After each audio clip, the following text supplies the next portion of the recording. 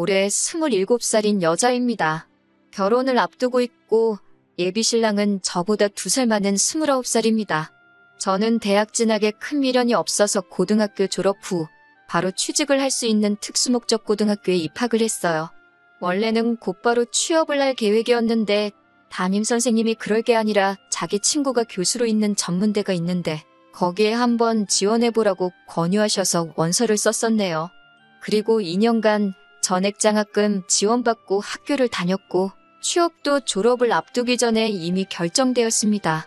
처음 잡힌 직장은 제가 원하던 곳과는 조금 거리가 먼 곳이었는데 2년 정도 일하면서 월급 착실하게 모으고 퇴근 후에는 학원 다니면서 공부를 더해서 관련 자격증 몇 개 정도 더 취득하면서 자기계발을 했습니다. 이제 더는 공부는 못하겠다 싶을 정도로 원 없이 공부를 했고 그 후에는 제가 원하던 분야에서 업계 최고봉인 회사로 이직을 할 수 있었어요. 연봉도 훨씬 높아지고 제가 하고 싶던 일이다 보니 일하는 것도 재밌더라고요. 그곳에서 꾸준히 일하면서 지금 결혼을 준비하는 예비신랑도 만났어요. 예비신랑은 교과서적으로 살아온 사람입니다. 중학교 때부터 내신관리 철저히 해서 나름 명문인 고등학교를 나왔다 했고 거기 졸업하고 대학교도 서울에 있는 명문대를 나왔대요. 군대 다녀오고 졸업하고 저처럼 열심히 준비해서 이직을 한 게 아니고 졸업 후에 곧바로 좋은 회사에 취직도 했고요. 그리고 나서 각각 다니는 회사 사람들 통해서 저를 알게 되고 연애까지 시작하게 된 거죠. 예비신랑의 집은 그럭저럭 사는 편인 듯 싶었습니다. 예비신랑이 자기 어려서부터 과외를 몇 개나 했다고 하고 하고 싶은 공부는 다 해봤다고 합니다. 사업하시는 아버지의 공무원인 어머니, 그리고 아버지 차가 뭐다, 어디에 투자용으로 아파트도 있고 건물도 있다 자랑처럼 이야기하는데 저야 제 돈이 아니니 상관은 없었지만 그래도 정말 평범한 중산층인 저희 집과 비교했을 때 기가 죽는 건 사실이었어요. 아버지는 몇 년 전까지 회사 다니시다가 정년퇴임하셨고 어머니는 전업주부다 보니 두 분 수입이 없으셔서 지금은 저랑 저희 오빠가 보내주는 용돈 받으시며 생활하시거든요. 그렇다고 오빠와 제가 엄청나게 많이씩 드리는 건 아니고 워낙 노후 대비를 탄탄하게 해놓으셨기 때문에 걱정은 없으시지만 그래도 저희들 키워주신 보답으로 모자란 거 없게끔 저희가 효도를 하는 게 맞다고 생각하거든요. 아무튼 결혼 이야기가 나오고 나서 처음으로 예비시댁에 인사를 드리러 갔을 때입니다. 예비시어머니께서 엄청 따뜻하게 환대를 해주시며 저를 맞아주셨고 예비시아버지께서는 어디 회사 다닌다지? 하고 물어보시면서 저희 회사 전무님 이름을 대며 자기랑 잘 아는 사이라고 본인이 아직 저희 나이일 때는 사업을 한 게 아니고 저희랑 똑같은 월급쟁이였는데 그때 자기 밑에 있던 사람이라고 아주 핫발이었는데 전무까지 올라갔다고 그놈 출세했다 하시며 말문을 트셨어요. 한참 분위기 좋게 대화를 하고 있는데 저희 부모님은 뭐 하시냐는 질문을 하시더라고요. 그래서 아버지가 얼마 전까지 회사 다니시다가 은퇴하시고 지금은 집에 계신다 했는데 그 말을 들으시곤 아버지가 어떤 회사를 다니셨는지 물어보시더라고요. 별로 유명한 회사도 아니었지만 물어보시길래 대답해드렸는데 역시나 반응이 그런 곳은 처음 들어본다 하는 반응이셨습니다. 그리고부터 본격적인 호구조사가 시작되었고 제가 나온 학교를 들으시더니 거기는 전문대 아니냐며 놀라셨고 그때부터 예비시 부모님 두 분 다 표정이 조금 안 좋아지셔서는 저한테 딱히 다른 질문도 하지 않으시더라고요. 식사가 끝나고 나서 예비시 어머님께서 과일을 내오셨는데 그때서야 안 좋아진 표정의 의미를 알겠더군요. 너는 전문대를 졸업했는데 어떻게 그 직장에 취직이 돼서 우리 아들을 만났느냐 물어보시더라고요. 예비시 아버지는 또 저한테 아버지는 그럼 고등학교나 대학교를 어디 나오셨나 물어보셨는데 아버지가 대학은 따로 안 나오셨다 대답을 했더니 대학 못 가는 건 대물림이 되는 건가? 하고 껄껄 웃으시더라고요. 뭐가 그렇게 재밌는 농담이라는 생각을 한 건지 저는 정말 눈물이 나올 만큼 화가 났는데 말이에요. 어디 가서 저희 부모님이 창피하다고 생각한 적 한 번도 해본 적 없는데 두 분이 쌍으로 제 학력 가지고 저를 무시하면서 저희 부모님까지 싸잡아서 대학물도 못 먹어본 집안이라는 식으로 얕잡아보고 있으니까요. 그런데 그런 예비시 부모님의 태도보다도 그 옆에서 그 말을 듣고도 아무 말도 안 하는 예비신랑한테도 엄청 화가 나더라고요. 자기 부모님이 다른 사람도 아니고 자기와 결혼할 상대의 출신과 부모님까지 깎아내리기 바쁜데 아무리 부모님이라도 그렇지 그런 이야기는 그만하시라고 한마디도 못하는 모습을 보니까요. 마지막으로 저한테는 그래서 결혼하게 되면 얼마를 해올 거냐고 물어보시더라고요. 모아놓은 돈은 얼마나 되느냐, 우리 집안에 시집올 만큼은 되겠느냐 하시면서 위로 오빠가 있다고 했는데 오빠는 결혼을 했느냐, 오빠가 있으니 저희 집에서 지원은 오빠가 다 받지 않겠느냐 하시면서 말이죠. 말하려는 게 꼭 저희 아버지가 이름도 모르는 회사에서 정년을 맞았는데 결혼할 돈은 있느냐고 물어보는 것 같았습니다. 저희 부모님이 뭘 얼마나 모으셨는지는 정확히 모르지만 관심도 없어요. 저도 그렇고 오빠도 그렇고 부모님 지원 안 받고 결혼할 계획이었어요. 그리고 저 남들보다 빨리 사회생활 시작해서 남 부끄럽지 않게 공부도 열심히 했고 지금 다니는 회사에서 월급도 괜찮게 받으며 그동안 모아놓은 돈이 1억이 있거든요. 돈이 많다는 기준은 사람마다 다르겠지만 그 정도면 잘 모았다고 생각까지 하고요. 예비신랑 집에서 나오고 어디 가서 저녁이나 같이 먹자는 예비신랑 뒤로 하고 기분 나빠서 혼자 집으로 왔네요. 예비신랑과 결혼하기로 결심한 건 절대 그 사람 집안 보고 정한 거 아니거든요. 그냥 적당히 비슷한 직장 다니면서 이 사람이라면 평범하게 행복하게 살 수 있겠다 싶어서 정한 건데 저랑 둘만 있을 때는 저한테 엄청 잘하지만 가족들하고 있을 때는 저보다 가족이 먼저였다는 걸 이제야 처음 알았네요. 오래 만나서 정이 들기는 했는데 어떻게 해야 하는지 참 고민이에요.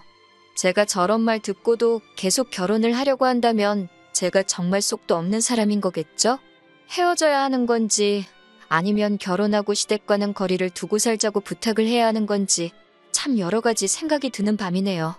후기 보내드립니다. 얼마 전에 예비신랑 만나서 완전히 끝을 내고 왔습니다. 인사드리러 간 날 이후로 일부러 예비신랑 연락 다 무시하고 씹었어요. 그러다 못 참겠었는지 저희 회사까지 찾아와서 저를 기다리고 있더라고요. 회사 근처 조용한 식당에 가서 자리를 잡았어요. 예비신랑도 완전 눈치가 없는 모질이는 아니었는지 혹시 자기 부모님 만난 날에 오고 간 대화 때문에 자기 연락을 씹은 거냐며 묻더라고요. 저는 딱히 그게 맞는 말이다, 틀린 말이다 해명하지 않고 조용히 있었네요. 역시 그것 때문에 그런 거냐며 그런 거면 조금 실망이라고? 어른이 하신 얘긴데 벌써부터 그런 걸로 서운해하면 안 된다고 하는 거예요. 예비시부모님 대신에 예비신랑한테서 사과를 받고 싶은 마음도 없었지만 뻔뻔한 반응을 보니 욱하더라고요. 그냥 숟가락 내려놓고 나올까 하다가 저도 하고 싶은 말 참은 게 많으니 할 말은 해야겠다 싶어서 그냥 가만히 있었어요. 밥 먹으면서 별다른 이야기가 오고 가지 않았는데 예비신랑은 그게 답답했는지 어디 카페라도 가서 대화 좀 더 하다 가자고 하더라고요. 저녁 때라 그런지 사람도 많이 없었어요. 주변에 듣는 귀도 없는 것 같으니 저도 그때부터는 제가 느낀 감정을 그대로 이야기했어요. 결혼하고 싶지 않다고, 오빠 집에 시집가면 나는 평생 사람 대접 못 받을 것 같다고, 오빠네 어머니는 나를 예비며느리로 인정해주는 것도 아닌 것 같고, 쥐뿔도 없는 주제에 우리 아들 넘보는 가당치도 않은 여자로 보는 것 같다고, 그런 대우 받으면서 살고 싶지 않으니 결혼은 없던 일로 하자고요. 예비신랑은 제 말에 뭔가 뉘우치는 표정이 아니라 아주 일그러진 표정으로 저한테 씩씩대더라고요. 자리에서 벌떡 일어나더니 씩씩대면서 제 팔을 잡아 끌고 차에 태웠어요. 차 안에서 노발대발하면서 너 지금 우리 부모님 욕하는 거냐고, 어디 그 말 한번 우리 부모님 앞에서도 해보라고 차를 끌고 자기 집으로 향하더군요. 제가 차에서 그만 좀 하라고 내려달라고 하는데도 제 말은 듣지도 않고 차를 달렸어요. 제가 중간에 못 내리게 일부러 더 달리는 게 느껴지니 저도 갑자기 어디 한번 끝을 보자는 오기가 생겨 더는 말하지 않고 집까지 따라갔습니다. 예비신랑이 현관문을 부서져라 쿵 닫으니 시부모님이 그 소리 듣고 놀라서 아들 무슨 일이냐 하고 나오시다가 저를 딱 보더니 또 정색하는 표정으로 바뀌더군요. 제 손목을 잡아 끌던 예비신랑이 두 분 앞으로 저를 패대기 치듯이 밀어버리고 어디 나한테 짓거린 말 다시 한번 해보라고 고래고래 소리를 지르더라고요. 저도 자세 똑바로 고쳐 쓰고 예비신랑 향해서 도끼 눈을 뜨고 있으니 어머님이 어디서 눈을 그렇게 뜨냐면서 악을 지르시더니 어디 한번 우리 아들 앞에서 뭔 말을 했는지 드러나 보자고 제 앞에 팔을 꼬고 서서 서 계셨어요. 아무 말도 안 하고 노려만 보고 있으니 당장 말하라고 소리를 치더군요. 그래서 제가 조곤조곤 하나씩 있는 그대로 말씀드렸습니다. 저는 결혼할 생각 없다고, 헛똑똑이의 겉만 어른 행세하고 있는 수준 떨어지는 사람하고는 결혼 못하겠다고요. 그렇게 말했더니 어머님도 그렇고 아버님도 그렇고 아주 양쪽에서 노발대발하면서 수준이 떨어지긴 뭐가 떨어지냐고, 수준 떨어지는 건 대학도 안 나온 너라면서 어디 배워 처먹지도 못한 것이 우리 아들한테 수준이 떨어진다는 말을 하고 자빠졌냐고 입에 담기 힘든 욕까지 섞어가면서 하더라고요. 온 가족들한테 둘러싸여서 조금 겁이 나기도 했지만 그래도 꾹꾹 견뎌내고 다시 한마디 했습니다. 어머님이 자식 공부에만 신경 써서 그런가 아주 예의라고는 단 한 번도 배우지도 못한 것 같다고. 학교 어디 나왔냐를 말하는 게 아니라 인품이 아주 수준 떨어진다고 했어요. 제대로 된 가정교육 잘 받았으면 아무리 자기 부모라도 결혼할 상대의 부모를 욕보이고 있을 땐 나서서 한마디 해야 하는 거 아니냐고. 그런데 어머님이 하는 말 들어보니까 어떤 가정교육을 받고 자랐는지 안 봐도 뻔하다고요. 그리고 한마디 더 붙여서 아, 예의 없는 것도 대물림이 되는 건가? 어머님도 예의가 참 없으신 것 같아서 하는 말이에요. 하고 똑같이 받아쳐줬습니다. 그 말이 끝나자마자 눈앞에 별이 반짝. 예비신랑이 욱해서 제 뺨을 울려붙인 거예요. 저보고 말이 뭐 그따위냐고 미쳤냐고 하면서요. 제가 예비신랑한테 맞은 뺨을 부여잡고 있으니 어머님도 기세가 등등해서 저런 배워쳐먹지도 못한 걸 어디서 데려왔냐고, 저런 거랑 결혼하라고 그 돈 들여서 너 공부시킨 거 아니라고 예비신랑한테 한 소리를 하더라고요. 저는 끝까지 물러서지 않고 한마디 또 했어요. 이거 보라고요. 방금 전까지만 해도 결혼할 여자였을 텐데 수세에 몰리니 손부터 나가는 거 보시라고. 이런 사람을 저도 어떻게 남편이라고 믿고 평생을 함께 하겠냐고요. 저나 저희 부모님 4년제 안 나왔다고 못 배웠다 하셨는데 꼭 좋은 대학 나왔다고 똑똑하고 품위 있는 건 아닌 것 같다고, 두 사람 다 엄청 수준 떨어진다고 아주 부모나 자식이나 다 똑같다고 한마디 했습니다. 예비신랑이 저한테 다시 다가오길래 이번에도 그냥 뺨을 내어주기 싫어서 제가 먼저 팔을 뻗어서 머리채를 한 움큼 움켜집었습니다. 사실 그때 너무 긴장해서 기억은 잘 안 나는데 그렇게 힘을 세게 준 것 같지 않은데 제가 움켜집은 머리채가 집은 그대로 뽑아져 나오더라고요. 한 움큼 잡혀있는 머리카락에 저도 깜짝 놀라서 바닥에 던져버렸어요. 바닥에 흙 뿌려진 머리카락을 보니 한참 머리 자르고 있는 미용실 바닥만큼 뽑혔더라고요. 예비신랑이 으악하고 외마디 비명을 지르면서 자기 머리 빠진 걸 보더니 화장실로 달려들어갔고, 어머님은 뒷목 잡고 쓰러지는 척 하더니 금세 저한테 달려들어서 어디 똑같이 당해보라며 제 머리채를 잡으려고 하길래 어머님을 그냥 밀쳐버렸어요. 제가 손대지 말라고 말하지 않았냐고. 저는 똑같이 되갚아준 거니까 너무 화내지 말라 했어요. 그리고 저쪽에 있는 아버님을 향해서 예의를 못 배운 것만 대물림이 되는 줄 알았는데 대머리도 대물림이 되는가 보네요 말하고 앞으로 보는 일 없으면 좋겠다 하고 밖으로 나왔습니다. 나오면서 저 사람 장가보내고 싶으면 치마폭에서 내려놓던가 아니면 평생을 품에 끼고 사시던가 둘 중에 하나만 하라고 말하고 나왔습니다. 문을 닫았는데도 적어보라고, 가긴 어딜 가냐고, 저보고 멈추라고 지르는 소리가 문 바깥까지 들리게 저를 향해 울부짖는 소리가 들려오더라고요. 정말 엘리베이터 타고 택시 잡으러 가는 길까지 긴장했던 게 한 번에 쏟아져 나오는 건지 다리가 후달거려서 죽는 줄 알았습니다.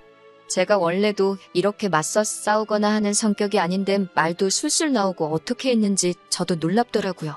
긴장이 풀리니까 지나갔던 일들이 하나둘씩 생각나면서 예비신랑이었던 그 자식 머리를 한 움큼 뽑아버린 생각을 하니까 아주 통쾌했어요. 덕분에 아주 꿀잠을 자고 일어났는데 자고 일어나니까 그 자식한테 여러 통의 전화가 와 있고 제가 전화를 안 받았으니 문자로 욕짓거리를 한 다발 보내놨네요. 우리 집에 무슨 짓을 하고 간 건지 아냐면서 앞으로 행동 조심하고 지 눈에 띄지 않게 조심하라고 하더라고요. 그래서 저도 답장 하나 해줬어요. 남은 머리카락이라도 간수하고 싶으면 너야말로 내 눈에 띄지 말라고. 그리고 이렇게 말하는 거 협박이나 마찬가지고 자꾸 이런 식으로 연락하면 경찰에 신고할 거라고.